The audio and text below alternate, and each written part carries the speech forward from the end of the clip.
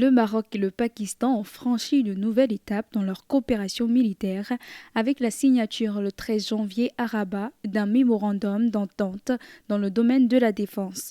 L'accord prévoit un renforcement des échanges en matière de formation et d'entraînement, l'organisation d'exercices conjoints, le développement de capacités en cybersécurité, ainsi que des partenariats dans l'industrie de la défense et de la santé militaire.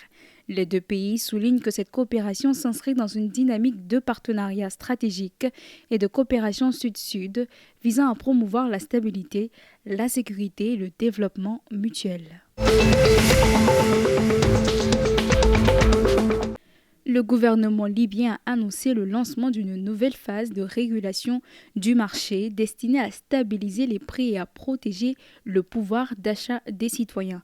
Le ministère de l'Économie et du Commerce entend lutter fermement contre les réseaux de monopole, la contrebande de devises et les pratiques commerciales illégales en coordination avec les services de sécurité et de contrôle. Des mesures d'incitation pour les commerçants respectant les règles ainsi que la publication régulière de prix indicatifs sont prévues afin de renforcer la transparence et d'imposer l'autorité de l'État sur le marché national.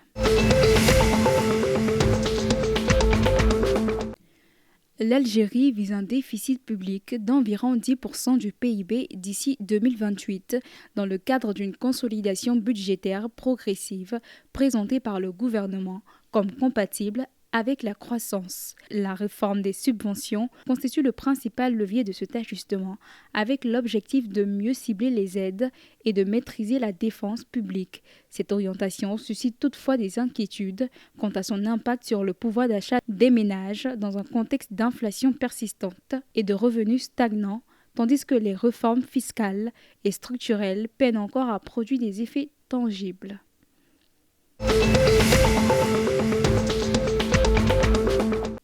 Le président tunisien Kais Saïed a reçu le rapport final avec la crise environnementale de Gabès, touchée depuis des décennies par la pollution industrielle, notamment des complexes chimiques. Il a assuré que les attentes du peuple ne seront pas déçues, laissant entendre les décisions concrètes pour protéger l'environnement et la santé publique. Le rapport servira de base pour renforcer les normes environnementales, envisager la restructuration des installations polluantes et mettre en place des mécanismes de compensation pour les populations affectées.